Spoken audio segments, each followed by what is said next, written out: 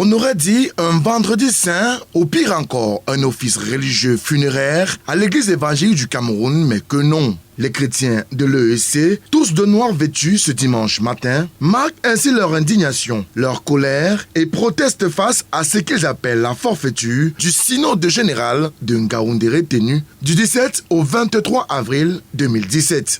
Nous sommes en train de manifester notre mécontentement par rapport à ce qui s'est passé en Ngaoundéré. Donc nous sommes en train de vouloir demander à tout le monde, à tout le peuple, d'être franc, que nous voulons la vérité. Rien que la vérité dans ce problème. Jusqu'à preuve de contraire, nous contestons ce qui s'est passé en Ngaoundéré. Et nous n'allons pas nous arrêter là.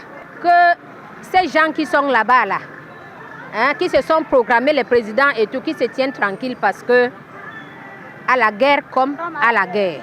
Le révérend pasteur Batoumé a passé à peu près 10 ans. Et il était décidé que la présidence était rotative. Cette décision a été prise à Yabassi et nous constatons qu'aujourd'hui, cette décision n'est pas respectée. Cette pratique a été mise de côté pour des élections.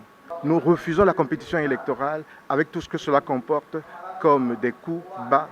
Cette tenue noire est juste le symbole du respect de la décision de nos autorités traditionnelles qui manifestent leur désapprobation par rapport à tout ce qu'il y a eu lors du dernier synode général de l'église évangélique du Cameroun à Ngaoundéré. De la paroisse de Ndokbon au canton Bassa à la paroisse du Centenaire à Akwa, passant par les paroisses de Bonateki et de Bonamunduru à Deidou, ou encore de Ndjonjo Centre à Bonapriso au canton Bel, le son de cloche est le même, celui du deuil. Et à l'occasion, les gardiens de la tradition qui tiennent la dragée haute de la protestation disent non à la manipulation, aux intérêts égoïstes, mais oui à la division et au schisme de l'église évangélique du Cameroun. Un appel lancé ce dimanche est soutenu par le Ngondo au travers d'un communiqué dont large diffusion a été faite dans plusieurs paroisses de la communauté Sawa. Les Sawa se sentent piétinés, se sentent marginalisés, ils se sentent même exclus, n'est-ce pas, de l'église évangélique. Donc nous avons de concert, c'est-à-dire nous les chefs supérieurs et les chefs de village et les dignitaires Sawa, de concert avec les pasteurs Sawa de l'église évangélique, nous avons pris donc une résolution après mûre réflexion de prononcer le schisme pour que nous puissions évoluer, n'est-ce pas, chacun de son côté. Ceux qui tiennent encore à l'éthique, à la probité morale, aux valeurs fondamentales de l'église évangélique vont rester avec nous, et ceux qui ne voudraient pas, eh bien, ils vont continuer avec l'aile, n'est-ce pas, des anciennes habitudes. Nous sommes venus faire schisme parce que nous ne pouvons pas être en communion avec une église qui est devenue un groupe, je dirais, de malins.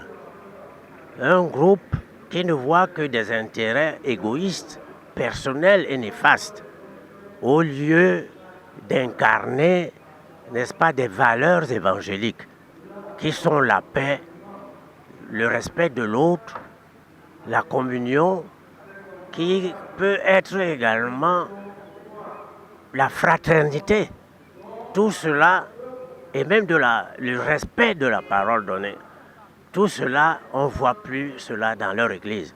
Nous sommes donc venus leur dire que trop, c'est trop.